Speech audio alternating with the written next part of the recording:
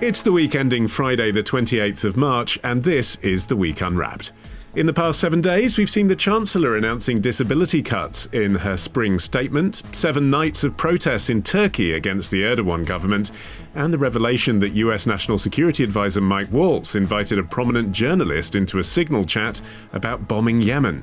You can read all you need to know about everything that matters in The Week magazine, but we're here to bring you some stories that passed under the radar this week. Big news, not making headlines right now, but with repercussions for all our lives. I'm Olly Mann, and let's unwrap the week.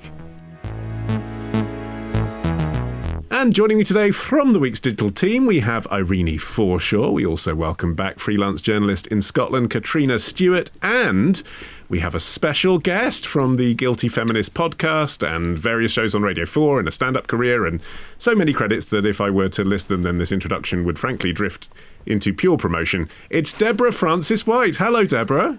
Hello, Olly Mann. Thank you so much for having me. It's an unqualified delight to be here. Good. We'll put the qualifications in an asterisk and we can list them in the show notes later. I know that you have recently birthed a book. Tell us about that. I'm so glad you've asked, Olly.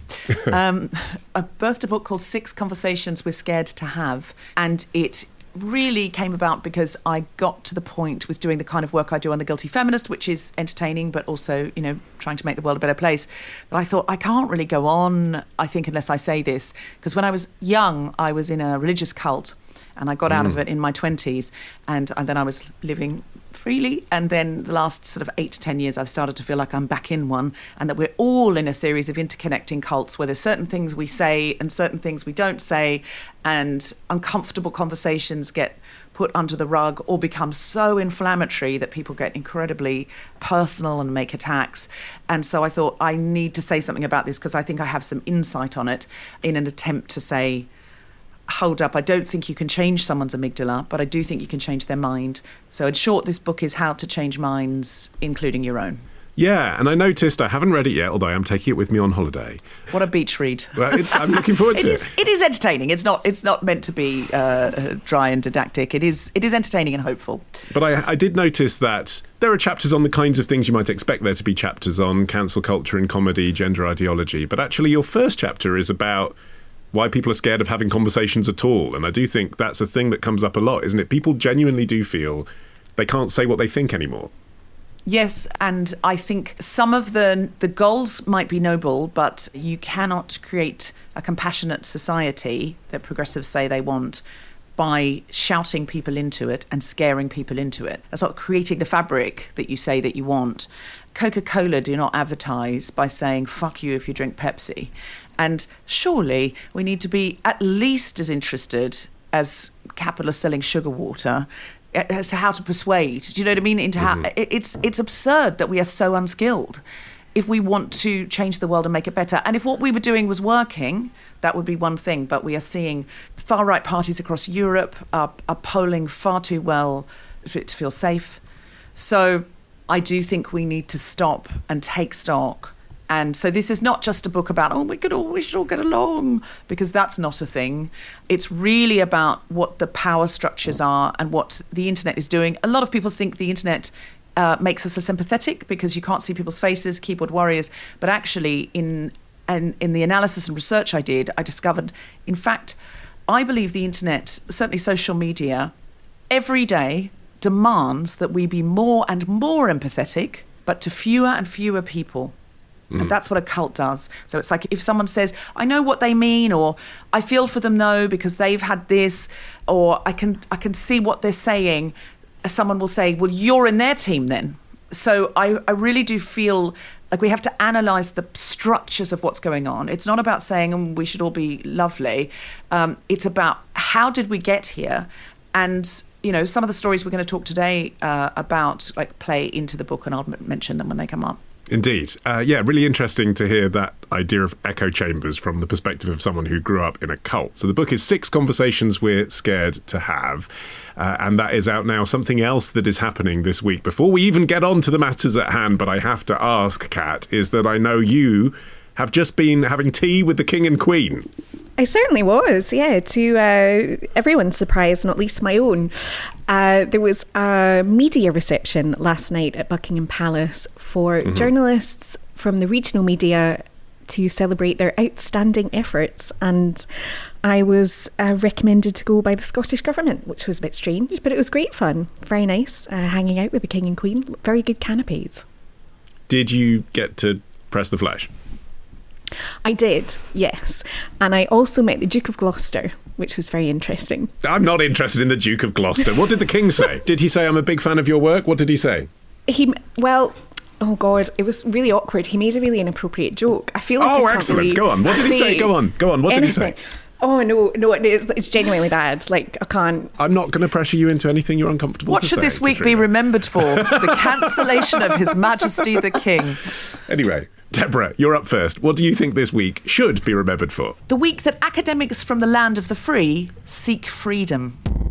I'm immediately withdrawing from the unfair, one-sided Paris Climate Accord ripoff. You know, what's going on in Washington right now is an abomination because science is being destroyed by the current administration. In a few moments, I will sign an executive order to begin eliminating the Federal Department of Education once and for all. The Trump administration is waging a war on college and a war on knowledge. Why do autocrats fear higher education? A little montage they did accompanying a live stream on DW News on Wednesday. You could probably identify the sound of the president amongst that. Deborah, what's the story? So this is a story about how European universities are offering academic asylum. In that language, they're saying basically come here as an academic asylum seeker. So Jan Dankert, if I am saying his name correctly, from VUB in Brussels, says, we see it as our task to come to the aid of our American colleagues. American universities and their researchers are the biggest victims of this political and ideological interference. So this is because President Trump is cutting grants, cutting funding. If your academic proposal or project has words in it, controversial words like woman or female or LGBTQ or even black or Hispanic, there are so many words, they will be looked at extremely closely and very probably lose their funding. And I've seen online climate change scientists saying we have to come up with different words for climate to get passed. And they're going, what do we say, atmosphere? It's absolutely absurd. And so there's French universities who are at the forefront.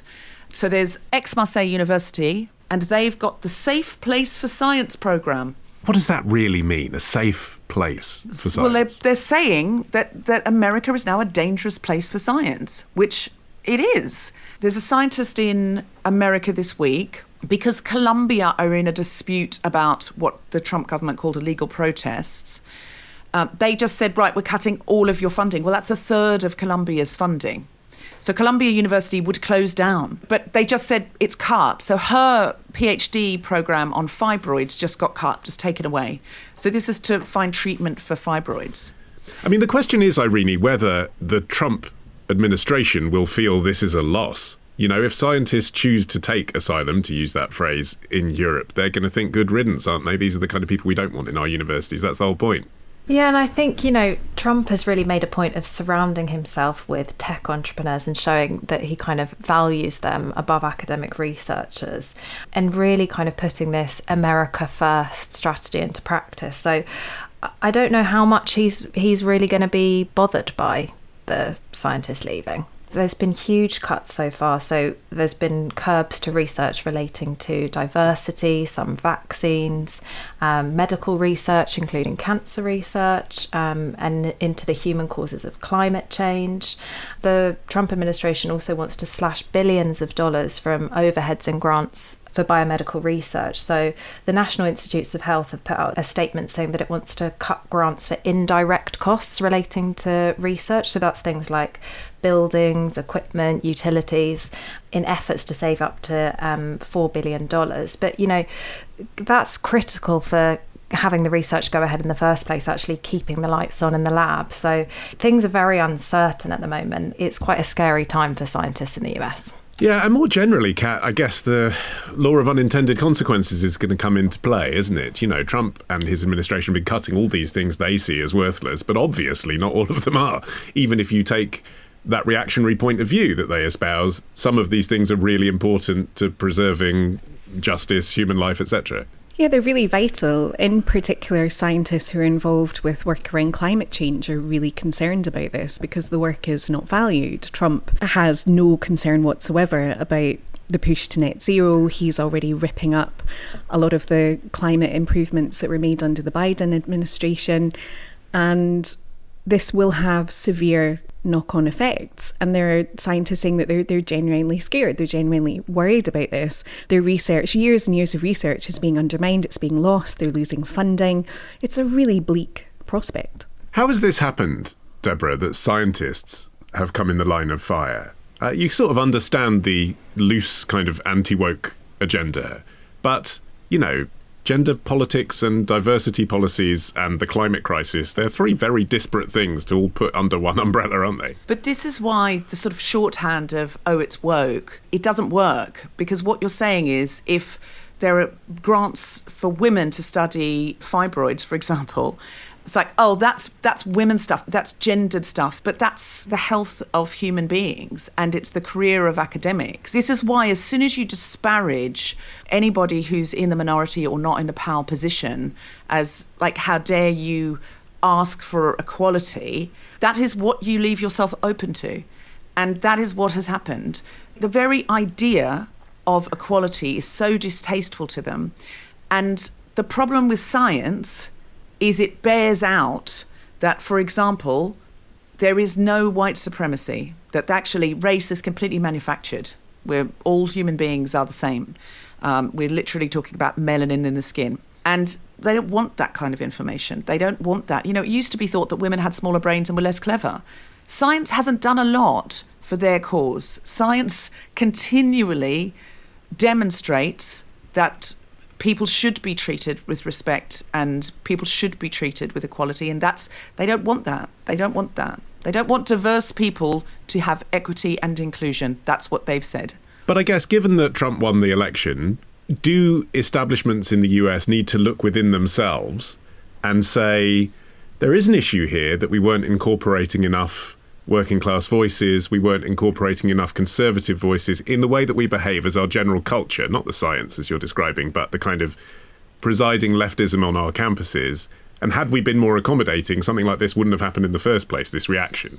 I don't think that's what happened, really. I think what it comes down to is, and it's the same here, neither of their two main parties are fixing the problems of just working people to allow them to live in a way where they can work a full-time job, have a place to live, have enough food on the table, be able to buy some clothes, have a holiday once a year. That used to be the case. For many, many, many generations, it was never the case. And then it was briefly the case. And we came to feel that it shouldn't be that some people had all the money and everybody else was in desperation. And we righted that wrong, and that has been eroded.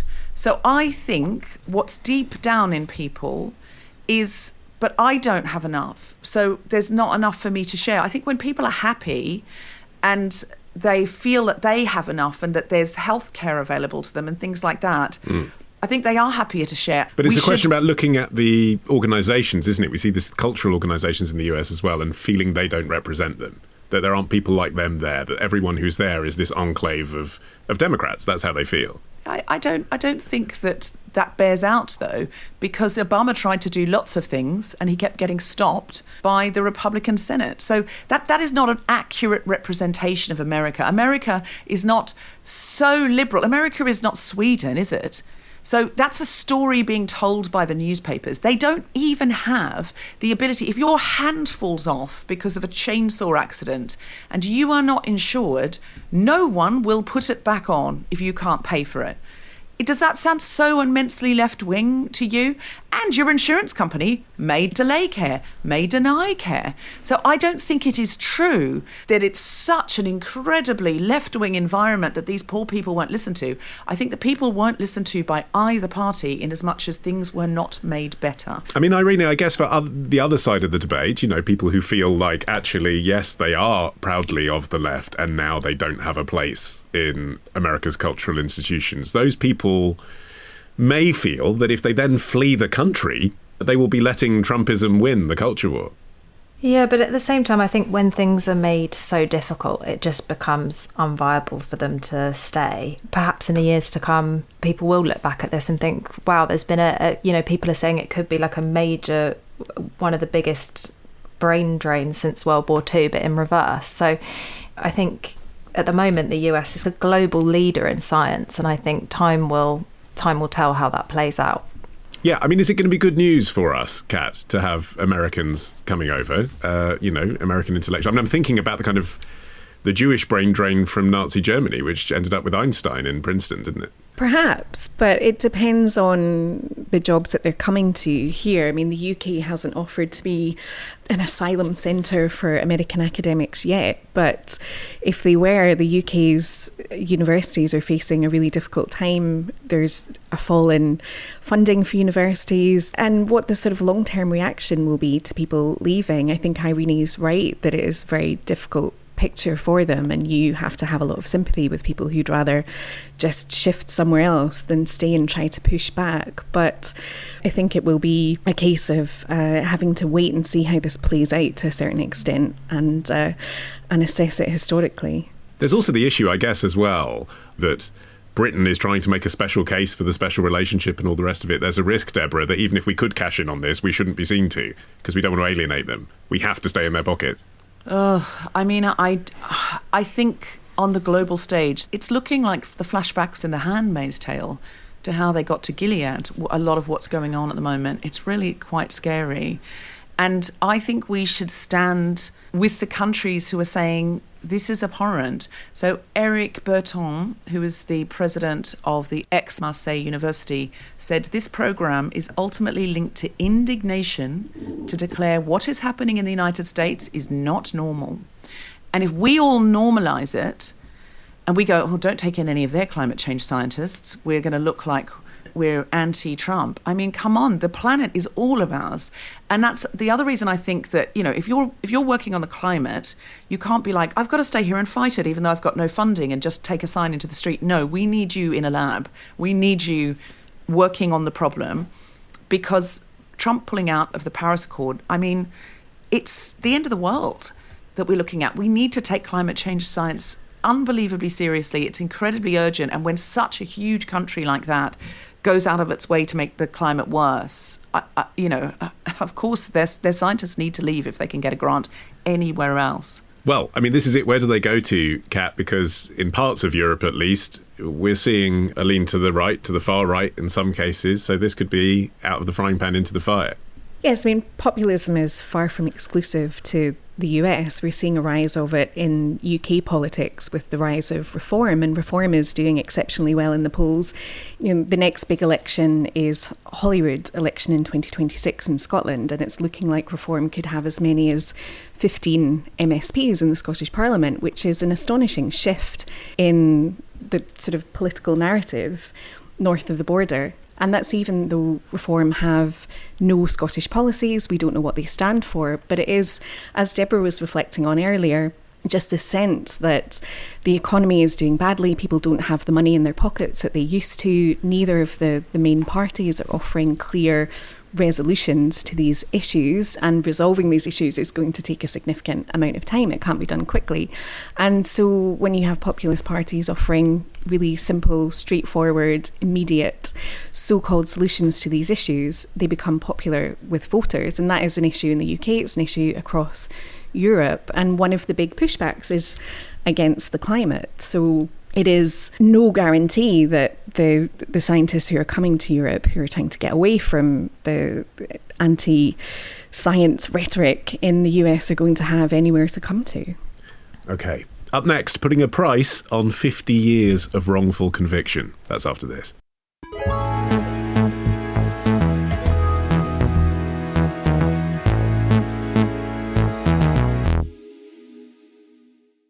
OK, Irenie, it's your turn. What do you think this week should be remembered for? Can a death row inmate change Japan's legal system?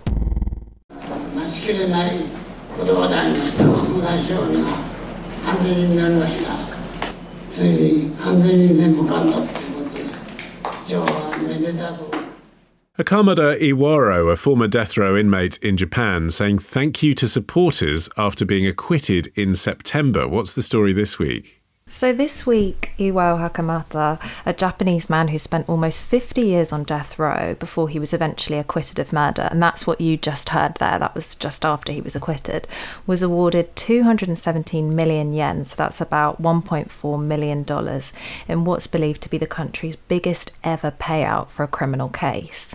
And this is a man who is the world's longest serving death row inmate, and his case is one of the biggest miscarriages of justice there's ever been. So it sparked some really interesting conversations about what happens when things go wrong and whether the legal system in Japan is fit for purpose. And what was he accused of doing? So the case was back in 1966. He was working at a miso manufacturing plant when the bodies of his boss and his boss's family were found in a fire, but they'd been stabbed to death before the fire. He was accused of carrying out the murders and starting the fire and also robbing the family. And after a coerced confession that only actually took place after he was beaten and interrogated several times, he was sentenced to death. And then he spent all of this time on death row, and he actually spent, since his sentence was finalised in 1980, he spent another 34 years on death row while his lawyers were petitioning for a retrial. Right. And Japan is one of only two countries, isn't it, in the G7 that has the death penalty. The other one, obviously, is the USA. How do the Japanese feel about the death penalty? So the way that they kind of justify keeping the death penalty, and, you know, that they've managed to resist years of international pressure to abolish capital punishment, is that there's high public support. And even after this case, the public support among Japanese people remains high. It's about 80% in favour of the death penalty. And you think, God, that's shocking. But actually, you know, a poll in January found that the majority of people in the UK would also support bringing back the death penalty. So it's not something that's like a faraway issue that we don't need to think about. OK, well, on that, Kat, do you think there is a risk here, if you can call it a risk? I suppose people who want it would celebrate it, that the death penalty could be on its way back to our statute books? I don't think it would be on the way back to the statute books, because Parliament has consistently voted against any reinstatement of the death penalty. But polling does show that people are in support of, well, a majority of people are in support of reinstating the death penalty. But these questions about whether people want to reinstate the death penalty or not are usually being asked because of some recent events. So there was polling in January this year after the sentencing of Axel Rudikabana, the 18-year-old who killed 3 little girls in Southport. And when there is something as horrific as that, obviously it prompts a lot of sentiment, it makes people very emotional, and then you're polled. But one of the interesting things about the most recent polling on the death penalty was that millennials were most likely to support it. And normally you would find a correlation between age and support for the death penalty. So older people are more likely to be in support, younger people are not. So in this polling, boomers were very likely to support reinstating the death penalty. Gen Z were absolutely against it. But there was really strong support from millennials, which is quite interesting because I'm a millennial. I'm definitely not in support of reinstating the death penalty. But it was really interesting to see that age range being really supportive of capital punishment being reintroduced. What do you think that's caused by, Deborah? Why do you think there's growing support among our sort of age group for that?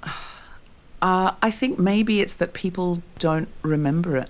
It's out of memory, and people, as you say, Kat, they get polled at an emotive time. Who are they polling? How are they polling?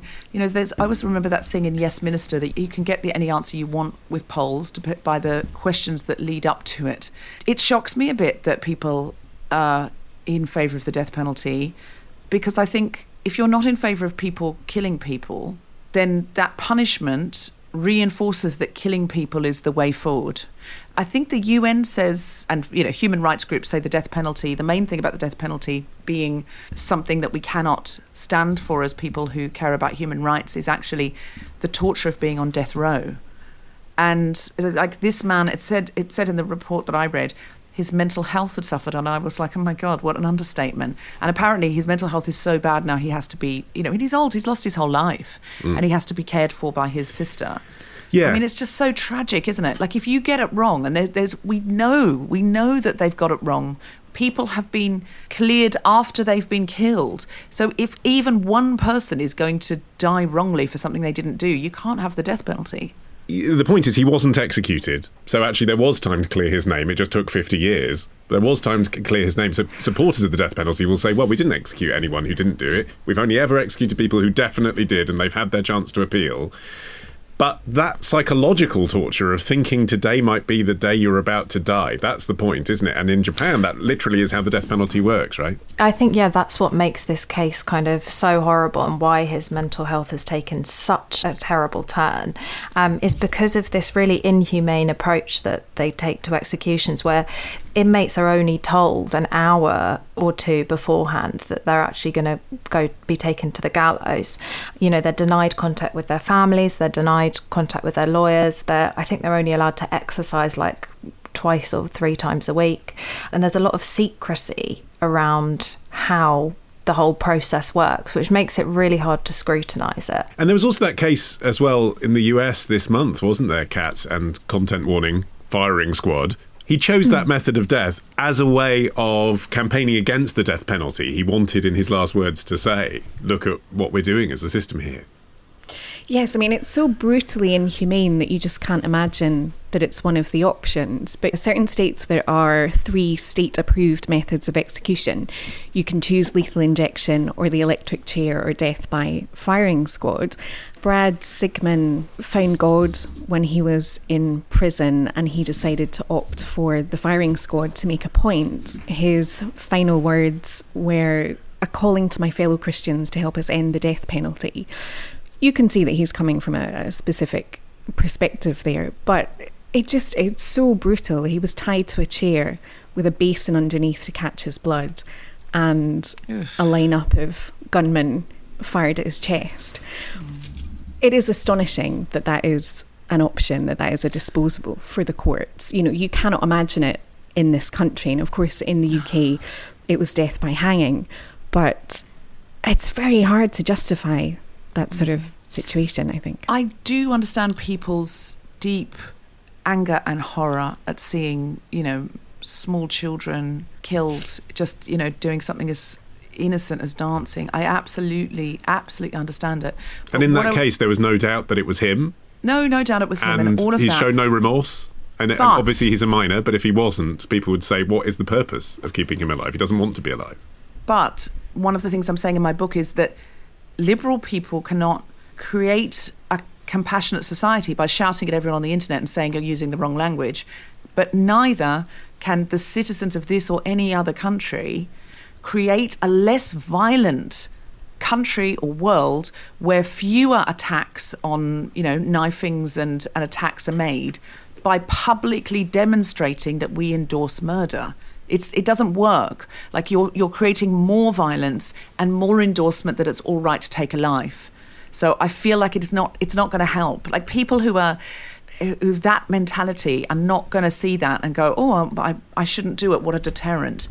That kind of mind is so far gone. And for me, I think we need to be really investing in welfare, mental health, access to psychiatrists, all sorts of things. So that doesn't happen. We need to prevent it. And I really don't think you prevent it with the death penalty.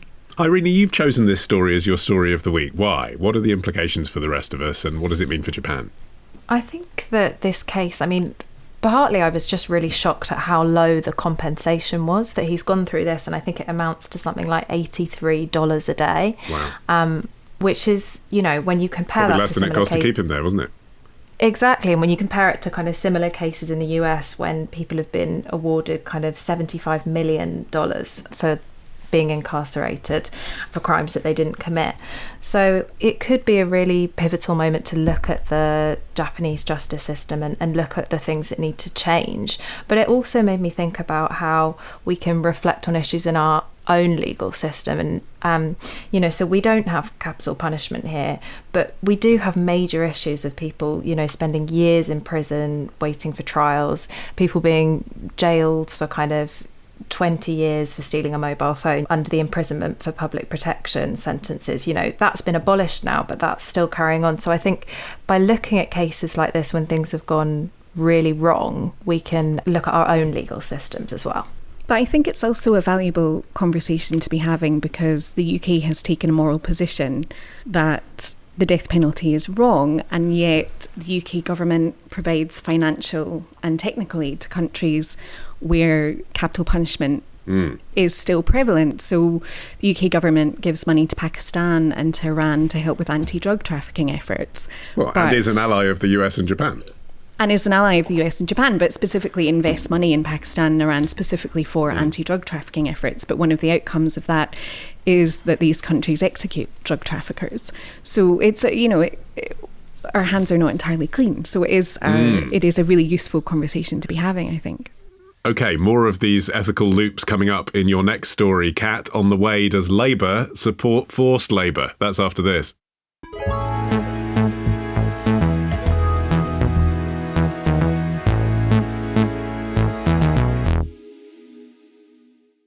OK, Catriona, you're finishing the show. What do you think this week should be remembered for? This week should be remembered as the week the UK's green targets hit a red light and a red line.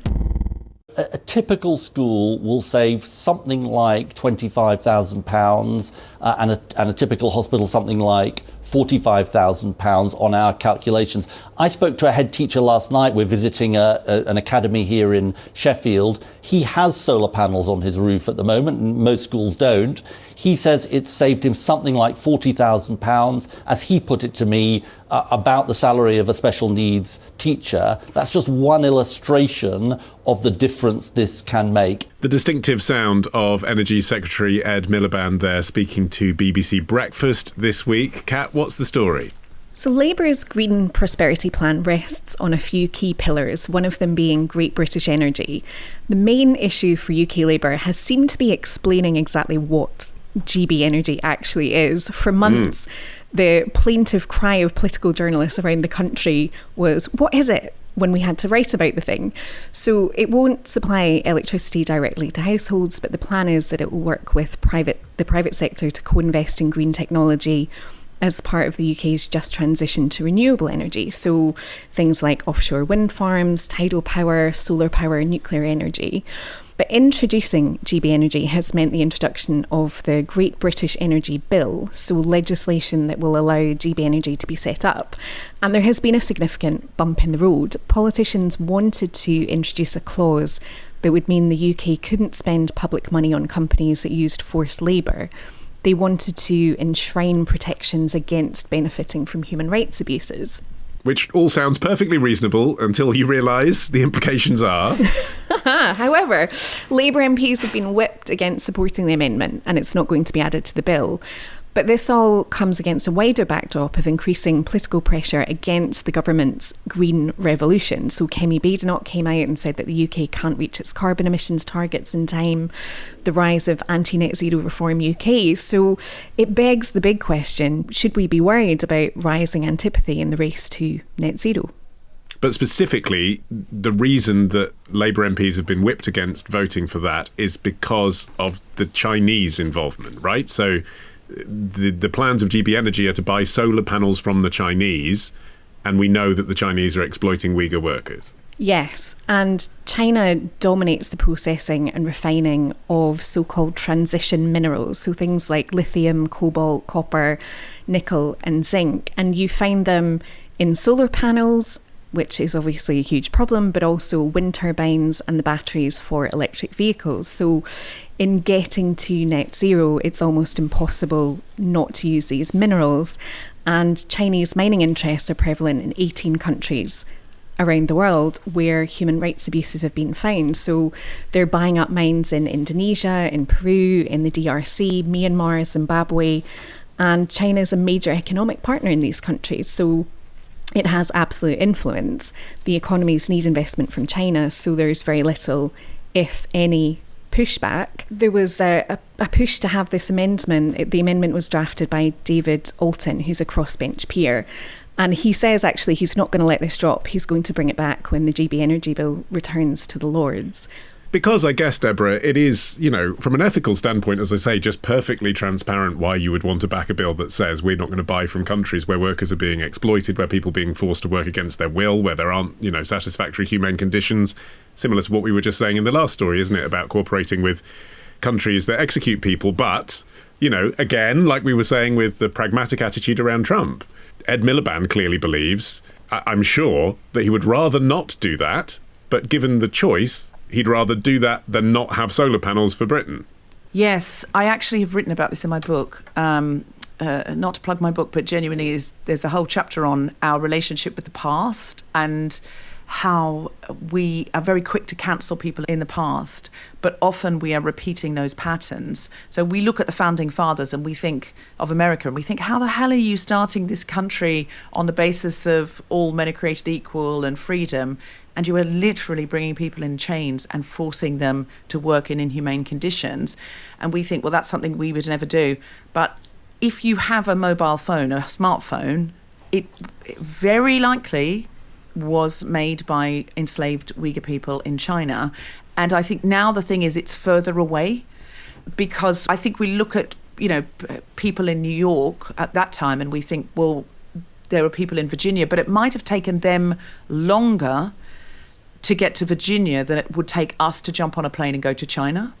So actually, is it further away? It isn't really. And we know about it because we have access to, we can see images, we can read reports, we have so much access to information now. And we don't think it's fair. I mean, there's no one making an argument for it, like there was people making an argument for the slave trade. No one says that's the right thing to do. It's just the pragmatic thing to do to ignore the concerns about it. Absolutely. And I remember when the musical Hamilton came out and a lot of people were like, well, we should in no way be glorifying him because although he didn't enslave anybody, he married into a family and they made profits off slavery and he hung out with people who did. And I'm like, how this is the thing, is now the very real hypocritical question that we have for ourselves is, how do I do any of my, I'm going to change the world posts and contact people and email to me without one of these? Like without, I'm listeners, I'm holding up a phone. This is a Zoom. Who knows where this laptop came from and who made it? Who's mining for the minerals to make these things? Who's making them in factories? What hours are they being forced to work? And we're just like, well, there's nothing you can do. That is our attitude towards it. Well, how else am I going to live? That's just what it's like now. And so it is a real moral dilemma because I absolutely do understand Ed Miliband going, the main thing is, if we do not get to net zero, we're driving the world off a cliff. Like this planet will not be habitable for human beings. I always think the planet will be fine, actually. We're just creating an environment which supports a new form of species that does really well under warm water and lives off drinking straws. And then, in 100 years' time, they'll be going, who's replacing the drinking straws? Will nobody think of sustainability? But this planet will not be habitable for us. And no credible scientist disagrees with that. So it is a major dilemma because I understand he's going, the main thing is, and he said, he was asked about, why don't you get British companies to make them, and he said they don't have anywhere near the pipeline. Where are we going to get them from?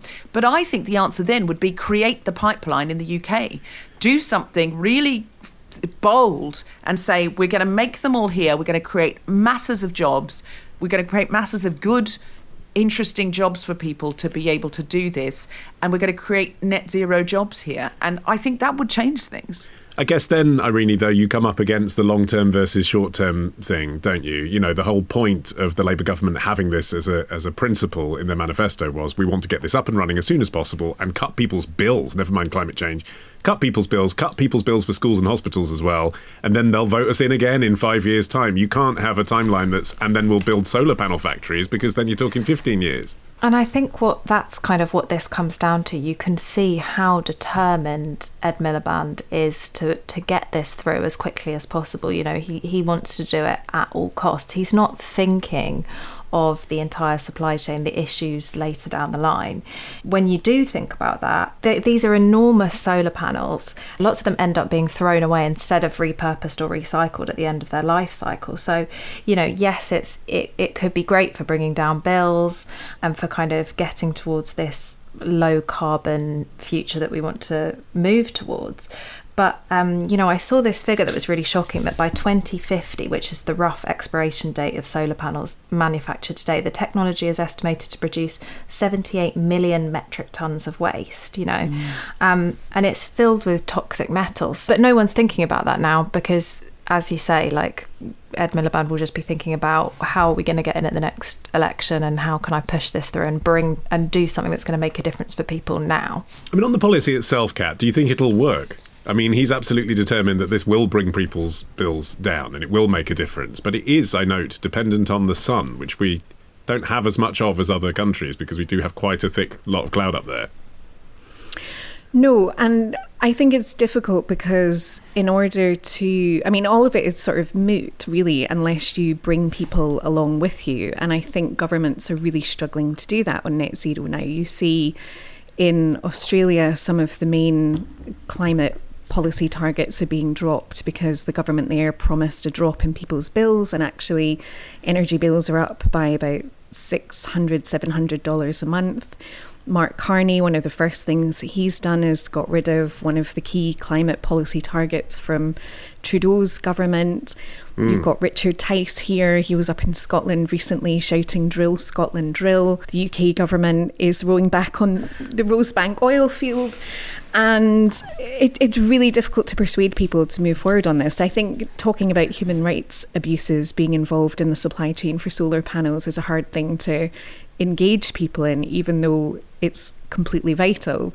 And we don't know whether these technologies are ultimately going to work, whether they're going to move fast enough to bring down global warming so that we have a sustainable environment for humanity on the planet. I mean, these are huge questions to be trying to tackle in our podcast this week. But I think the whole idea of bringing people with you is so vital, and politicians are just not managing to do it. And of course, this isn't the only obstacle, is it, Irenie, that the government faces trying to launch GB Energy, trying to get to net zero?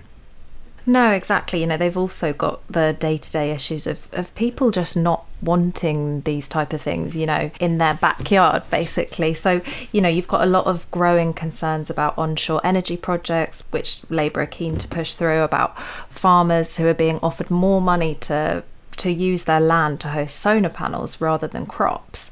And there are some, fears that the countryside will turn into this industrialised wasteland filled with solar panels. Obviously, that's quite dramatic, but there's a lot of hurdles that he has to face, and there's also a lot of worries about the impact on the wildlife, which is split quite evenly between people saying, oh, it could actually benefit the wildlife, and those saying, no, this will be destroying the habitat for the animals that live there. So yeah, a lot to deal with. Indeed. Well, I am a humane employer, so I'm going to insist that our shift in the news mine is over for today. My thanks to Catriona, Stewart, and to Irenie Forshaw, and special guest Deborah Frances-White by her book now. You can follow this show for free. You can get every episode as soon as it's released. Just search for The Week Unwrapped wherever you get your podcasts, and then tap follow. You can also get 6 free issues of The Week magazine with a trial subscription when you go to theweek.com/subscriptions. In the meantime, I've been Olly Mann. Our music is by Tom Morby, the producer Ollie Peart at Rethink Audio. And until we meet again to unwrap next week, bye-bye.